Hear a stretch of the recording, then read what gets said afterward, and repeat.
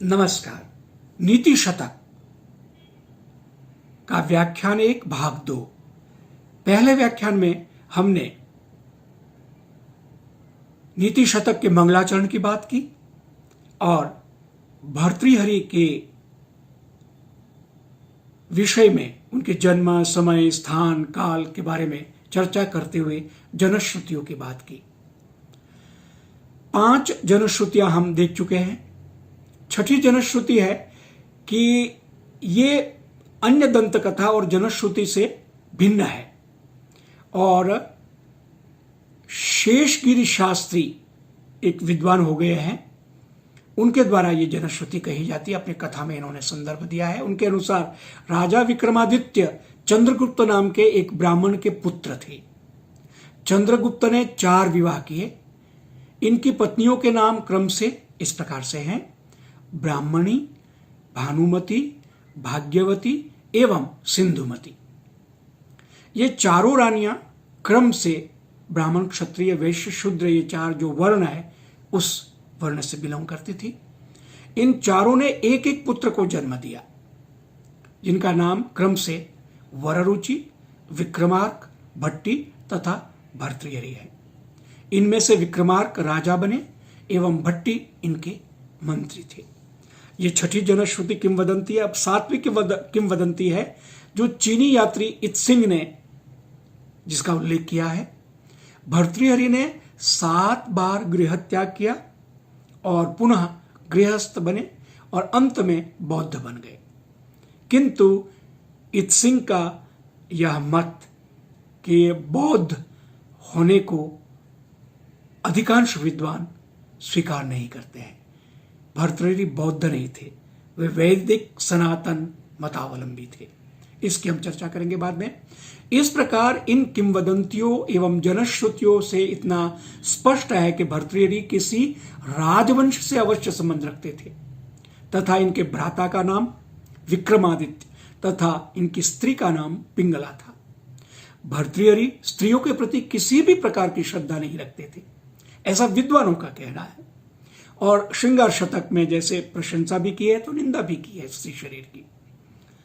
स्त्री का नाम पिंगला था और जैसे कि मैंने बताया, स्त्री के प्रति उनका श्रद्धा भाव नहीं था, ऐसा विद्वान मानते हैं। उनके अनुसार स्त्रियों में अनेक प्रकार के दुर्गुण होते हैं, ऐसा कई जगह उन्होंने संदर्भ दिया है। अतः इनके प्रति आसक्ति मनुष्य को नाश की ओर अग्रसारित करती है, ऐसा भर्तृहरि जी का मानना है। ये भोग विलास का प्रतीकात्मक स्वरूप है, अतः इनके प्रति वैराग्य भाव रखना ही कल्याणकारी, ऐसा वैराग्य शतक में भी कई जगह पर उन्होंने कहा है। अपने इसी मनोभाव को इन्होंने वैराग्य शतक में ग्रंथ में पिरोया है। नीति शतक में भी भर्तृहरि ने अपनी स्त्री को दुश्चरिता कहा है और ये श्लोक बहुत प्रसिद्ध है। नीति शतक का वैसे दूसरा श्लोक है, इसकी विस्तार से व्याख्या करूंगा, किंतु यहां संदर्भ दिया है तो मैं आपके सामने रखता हूं। यां चिन्तयामि सततं मयि सा विरक्ता साप्यन्यजनमेच्छति सोऽन्यसक्तः अस्मत्कृते च परितुष्यति काचिदन्या धिक्तां च तं च मदनं च इमां च मां च। इसकी विस्तृत व्याख्या मैं बाद में करूंगा, लेकिन इसकी अंतिम पंक्ति धिक्तां च तं च मदनं च इमां च मां च, इसमें चकार का प्रयोग अद्भुत है। काव्य की दृष्टि से, विद्वत्ता की दृष्टि से, कवि की कल्पना की दृष्टि से च का प्रयोग। और धिक्ताम च तम च मदनम च इमाम, तो च और ई होने से चेमाम होना चाहिए, संधि होनी चाहिए। काव्य में तो संधि होती है, संधि विच्छेद नहीं होता है, लेकिन इतने महान कवि थे कि इन्होंने लिबर्टी ली व्याकरण की और च इमाम च इस तरह छंद की पूर्ति के लिए संधि को अलग कर दिया है। आइए आगे देखते हैं। आचार्य बलदेव उपाध्याय, उन्होंने संस्कृत साहित्य का इतिहास लिखा है, उसमें उन्होंने कहा है कि भर्तृहरि शैव थे या वेदांतोपास, एक ही बात है, वेदांत शैविज्म कहिए, अद्वैतवाद इसकी पुष्टि इनके दो ग्रंथों में मिलती है, नीति शतक में और वाक्यपदीयम में, क्योंकि इसके दोनों ग्रंथों के मंगलाचरण में इन्होंने परब्रह्म की स्तुति की है। परब्रह्म को, सच्चिदानंद परमात्मा को वेदांती शैव मानते हैं। महाभाष्य टीका के अनुशीलन से भी इस बात की पुष्टि हो जाती है कि वे वैदिक धर्मावलंबी थे।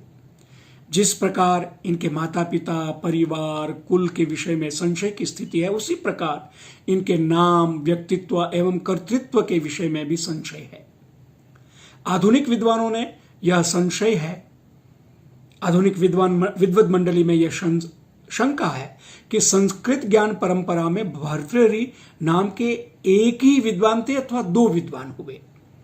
क्या वाक्यपदीयम नामक व्याकरण दर्शन का ग्रंथ तथा शतक त्रय नामक गीति जो काव्य है, इस ग्रंथ के रचनाकार एक ही भर्तृहरि है अथवा ये दोनों अलग अलग हैं, व्यक्ति है, कवि है, या पृथक पृथक व्यक्ति है तो इनका काल निर्धारण भी अलग अलग होना चाहिए।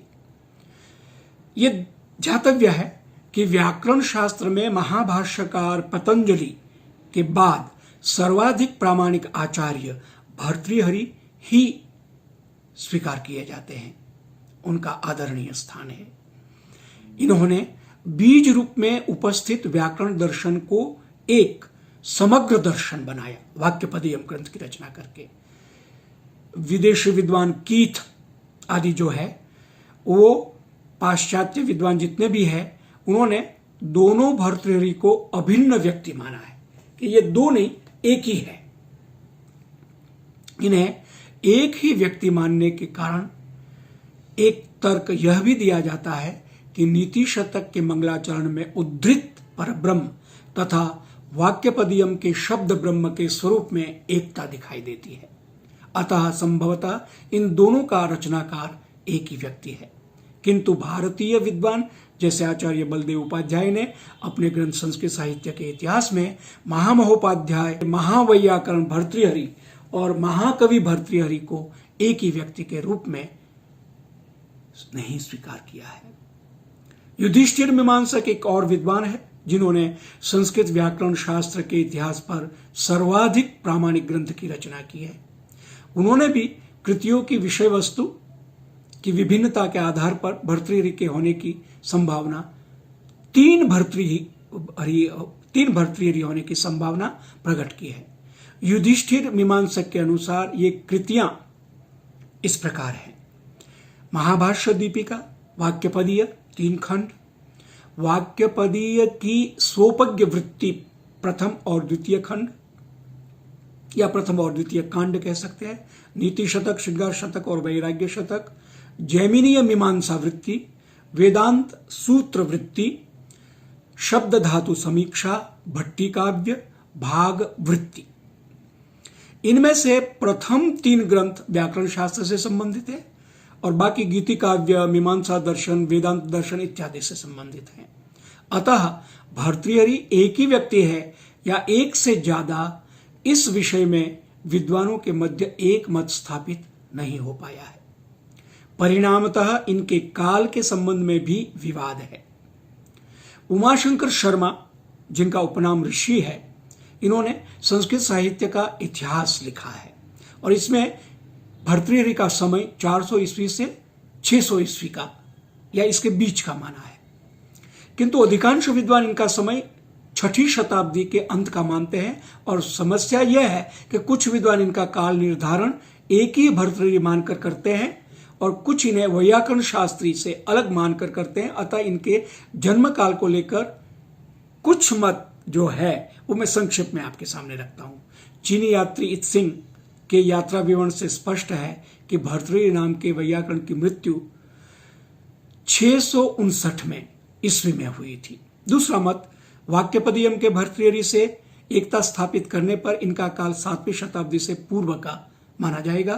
तीसरा मत, भर्तृहरि राजा विक्रमादित्य के ज्येष्ठ भ्राता माने जाते हैं। ऐतिहासिक साक्ष्यों के अनुसार विक्रमादित्य ने 644 ईस्वी में 644 इस ईस्वी में कहरूर की एक लड़ाई हुई है, उसमें हुणों को पराजित किया था, अतः भर्तृहरि भी इसी काल में रहे होंगे, ऐसा विद्वानों का मानना है। और चौथा मत है कि भारतीय कवि अमरूक शतकम उनकी रचना है। अमरूक की रचना अमरूक शतकम भर्तृहरि के श्रृंगार शतक से विशेष रूप से प्रभावित है। अमरूक शतकम में इसके पर्याप्त प्रमाण मिलते हैं। अमरूक का काल लगभग 650 650 ईस्वी से 750 ईस्वी के मध्य माना जाता है। अवश्य ही भर्तृहरि का काल इनके पूर्व का रहा होगा। इस आधार पर भर्तृहरि का जन्म काल 6ठी शताब्दी का उत्तरार्ध माना जा सकता है।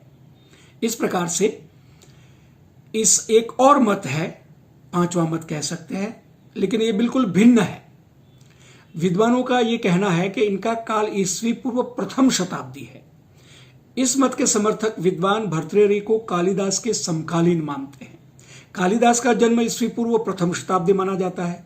भर्तृहरि द्वारा रचित श्लोक अनेक कवियों के ग्रंथों में प्राप्त हैं, जिनमें से कालिदास का अभिज्ञान शाकुंतलम भी है। नीति शतक का भवंती नम्रास्तरवः फलागमयी या फलोद्गमयी नामक जो श्लोक है वो अभिज्ञान शाकुंतलम में उद्धृत किया गया है।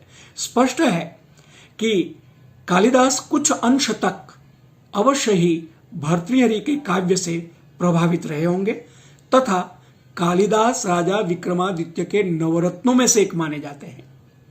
विक्रमादित्य भर्तृहरि के कनिष्ठ भ्राता माने जाते हैं। अतः इस आधार पर भर्तृहरि कालिदास के समकालीन अथवा इनके कुछ काल पूर्व के रहे होंगे। अतः इस मत के अनुसार ईस्वी पूर्व प्रथम शताब्दी के आसपास का समय भर्तृहरि का होना चाहिए। युधिष्ठिर मीमांसक ने भर्तृहरि के द्वारा रचित ग्रंथों का उल्लेख किया है। इनकी सूची जो मिलती है उसमें इन ग्रंथों में से वाक्यपदीयम तथा सुभाषित त्रिशती अपनी विषय वस्तु की महत्ता के कारण प्रसिद्ध है। वाक्यपदीयम व्याकरण दर्शन का मुकुट शिरोमणि है और शतकत्रय संस्कृत काव्य जगत के मुक्तक काव्यों का एक अनुपम उदाहरण है। भर्तृहरि ने श्रृंगार शतक के 99 और 100वें श्लोक में मनुष्य के त्रिविध स्वभाव के विषय में स्पष्टतः संकेत किया है। वो श्लोक इस प्रकार है, केवल मैं आपके सामने रख दूं। श्रृंगार शतक का है, वैराग्ये संचरत्येको नीतो भ्रमति चापरः श्रृंगारे रमते कश्चित् भुवि भेदाः परस्परम। और दूसरा 100वां श्लोक है, यज्ञस्य नास्ति रुचिरम तस्मिंस्तस्या स्पृहा मनोज्ञेपि रमणीयेपि सुधांशे न मनः कामः सरोजन्याः। रमणीयेपि सुधांशौ न मनः कामः सरोजन्याः। कवि के अनुसार मनुष्य वैराग्य, नीति या फिर श्रृंगार में से किसी एक पर आश्रित रहकर अपना जीवन यापन करता है। अतः वह अपनी रुचि के अनुसार अपने लिए किसी एक मार्ग का चयन कर सकता है। श्लोक का अर्थ आप समझ गए होंगे, इस प्रकार से है। संभवतः इसी दृष्टि को आधार बनाकर कवि ने तीनों शतकों की रचना की। भर्तृहरि के शतकों के नाम से इनकी विषय वस्तु स्पष्ट हो जाती है। नीति शतक में मनुष्य जीवन की सार्थकता हेतु नीतियों का विवेचन, श्रृंगार शतक में श्रृंगार का वर्णन और वैराग्य शतक में वैराग्य का वर्णन मिलता है। अब भर्तृहरि के सामाजिक अनुभव किस प्रकार थे, इसका संक्षिप्त उल्लेख करता हूं। भर्तृहरि के सामाजिक अनुभव के अंतर्गत नीतिपरक सिद्धांत, आध्यात्मिक सिद्धांत, राजनैतिक सिद्धांत आदि हैं, जो मनुष्य को सार्थक जीवन व्यतीत करने के लिए उच्च कोटीय दृष्टि प्रदान करते हैं। इन्होंने स्वयं भोगमय और त्यागमय जीवन का अनुभव प्राप्त किया था। अतः ये दोनों ही मार्गों के परिणाम से पूर्ण रूपेण परिचित थे। कवि दोनों मार्गों में से किसी एक मार्ग का चयन करने का परामर्श देते हैं। भर्तृहरि का यह प्रबल विश्वास है कि मनुष्य दैव माने भाग्य और कर्म यानी पुरुषार्थ दोनों के अधीन है, किंतु भाग्य और कर्म में कर्म की ही प्रधानता है। कर्म ही हमारे कर्म फल को सुनिश्चित करते हैं। उनका एक श्लोक नीति शतक का 97 वाला श्लोक है, केवल मैं आपके सामने रख देता हूं, अर्थ, विशेष अर्थ, शब्दार्थ, अन्वय बाद में बताऊंगा। नैवाकृति फलति नैव कुलम न शीलम विद्यापि नैव न च यत्नकृतापि सेवा भाग्यानि पूर्वतपसा खलु संचितानि काले फलन्ति पुरुषस्य यथैव वृक्षाः नैवाकृतिः फलति नैव कुलं न शीलम् विद्यापि नैव न च यत्नकृतापि सेवा। प्रारब्ध की विशेष महत्ता बताने के लिए कहते हैं कि आकृति अपना स्वरूप, कुल, शील, विद्या और बहुत मेहनत से की हुई सेवा कि कोई किसी का भी परिणाम अनुकूल नहीं होता है। पूर्व तपसा संचितानि भाग्यानि काले फलन्ति पुरुषस्य। पुरुष व्यक्ति का जो भाग्य है, पहले जो कुछ किया है और संचित है उसका, हमारे यहाँ प्रारब्ध, संचित और क्रियमान कर्म 3 प्रकार का माना जाता है। तो जो संचित है, जैसे क्रेडिटेड है अकाउंट में जो कुछ, वो काले फलंती, समय पर वो उसका पाक पकता है, मिलता है। और उदाहरण क्या देते? यथैव वृक्षा काले फलंती पुरुषस्य यथैव वृक्षा। वृक्ष समय आने पर फल देते। इसी प्रकार से जो हमारे संचित कर्म है, संपूर्ण भारतीय संस्कृति में धर्म, अर्थ, काम और मोक्ष को एक समान रूप से स्वीकार किया गया है। कवि ने वैराग्य के साथ साथ अर्थ, धन की भी महत्ता बताई है। सामाजिक व्यक्ति के लिए धनवान होना भी आवश्यक होता है, क्योंकि धनी व्यक्ति ही समाज में कुलीन, गुणज्ञ, वक्ता और दर्शन योग्य माना जाता है। भर्तृहरि ने स्त्रियों के स्वाभाविक और औपाधिक गुणों के विषय में तो एक संपूर्ण शतक, श्रृंगार शतक की रचना कर दी है। यद्यपि स्त्रियों के विषय में उनका दृष्टिकोण पक्षपातपूर्ण दिखता है, ऐसा विद्वान मानते हैं। संभवतः इसका एक कारण इनके व्यक्तिगत अनुभव, पिंगला ने उनको धोखा दिया था, ऐसा मानते हैं। इन्होंने स्वयं अपनी स्त्री के विश्वासघात का श्रृंगार शतक में वर्णन किया है।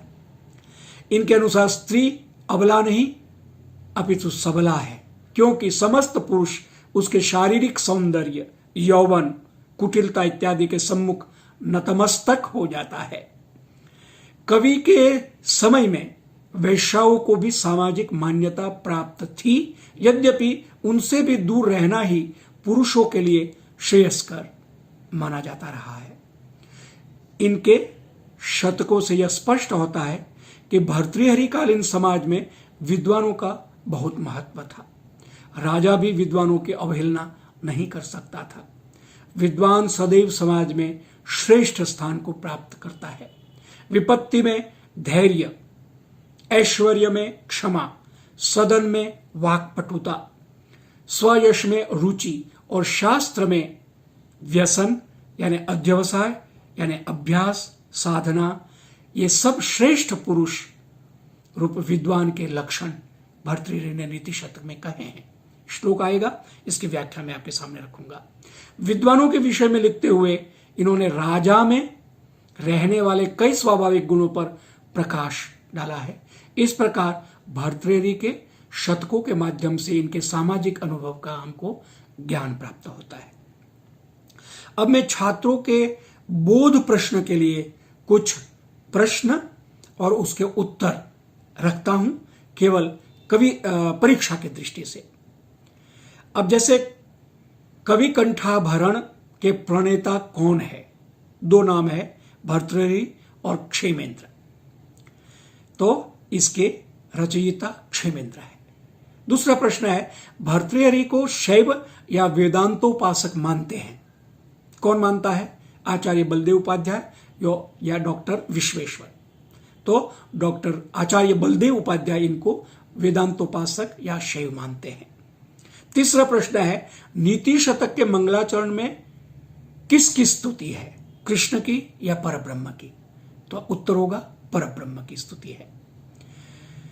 इसी प्रकार चौथा बोध प्रश्न है, महाभाष्य दीपिका ग्रंथ किससे संबंधित है? मीमांसा दर्शन से या व्याकरण शास्त्र से। तो महाभाष्य दीपिका ये व्याकरण शास्त्र से संबंधित है। और 5वां प्रश्न है, भर्तृहरि की माता का नाम सुशीला देवी है या मामल्ल देवी, 2 नाम दिए हैं। तो भर्तृहरि जी की माता का नाम सुशीला देवी है और मामल्ल देवी तो पंडित राज जगन्नाथ की माता का नाम है। और अभ्यास के लिए कुछ प्रश्न, जैसे कि मैं आपको उदाहरण के लिए दूं, भर्तृहरि के जीवन वृत्त पर प्रकाश डालिए, तो जीवन वृत्त मैंने आपको बता ही दिया है। और दूसरा प्रश्न हो सकता है, भर्तृहरि के सामाजिक अनुभव किस प्रकार थे, उस पर आप टिप्पणी कीजिए। तो सामाजिक अनुभव के बारे में भी मैं आपको बता चुका हूं। अब मैं तीनों शतकों का विस्तार से इसलिए व्याख्या नहीं करूंगा कि श्रृंगार और वैराग्य हमारी विषय वस्तु नहीं है। नीति के बारे में, नीति शतक के बारे में संक्षेप में मैं केवल, क्योंकि पद्धतियों से गिनाया है कि विद्वत पद्धति, अज्ञ पद्धति, मूर्ख पद्धति, परोपकार पद्धति, ऐसे करके एक एक विषय को लिया है। 10 विषय है। संस्कृत काव्य क्षेत्र 2 भागों में विभक्त है। हम जानते हैं दृश्य काव्य और श्रव्य काव्य। श्रव्य काव्य के 3 उपभेद है। श्रव्य काव्य जो है वो उसमें पद्य, गद्य और चंपू, चंपू में गद्य भी पद्य भी दोनों सम्मिलित है। पद्य काव्य के 3 उपभेद है। कौन से? महाकाव्य, खंड काव्य और गीति काव्य। और गीति काव्य के अंतर्गत मुक्तक काव्य आते हैं। और मुक्तक काव्य की मुख्य विशेषता होती है कि इनमें से एक ही पद्य में या तो किसी एक रस की पूर्ण अभिव्यक्ति होती है या किसी अत्यंत उपयोगी विषय का वर्णन होता है एक ही श्लोक में।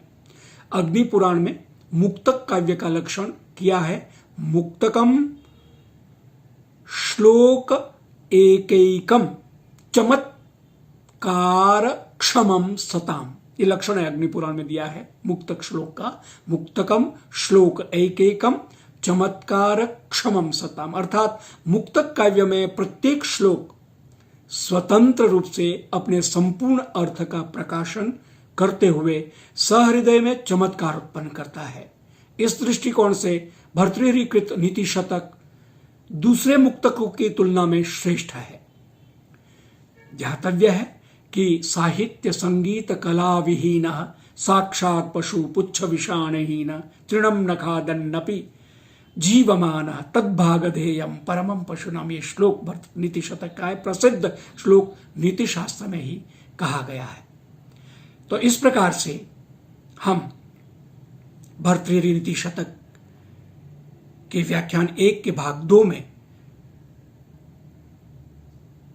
नीति शतक के बारे में व्याख्यान कर रहे हैं। नीति शतक की विषय वस्तु के बारे में प्रकाश डालते हुए मैं इतना ही कहना चाहूंगा कि इसमें 111 श्लोक हैं और इसकी शैली प्रसाद युक्त है, जिसमें माधुर्य, पदलालित्य, भाव प्रवणता है। भाषा भी सरल, प्रवाहपूर्ण, परिष्कृत एवं प्रांजल है और अत्यंत स्वाभाविक भाषा, जिसके कारण पद्य को पढ़कर स्वतः उसका भावार्थ स्पष्ट हो जाता है। कवि का भाव एवं प्रत्येक शतक में प्रयोग की हुई भाषा का अद्भुत सामंजस्य ही कवि की मुख्य विशेषता है। वैदर्भी रीति में इन्होंने अपने भाव को अभिव्यक्त किया है।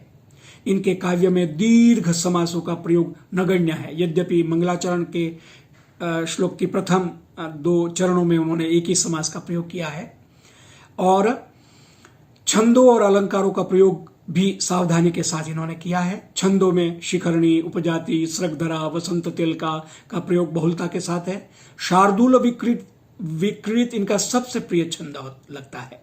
अलंकारों में उपमा, रूपक, दृष्टांत, स्वभावोक्ति और अतिशयोक्ति की प्रचुरता है।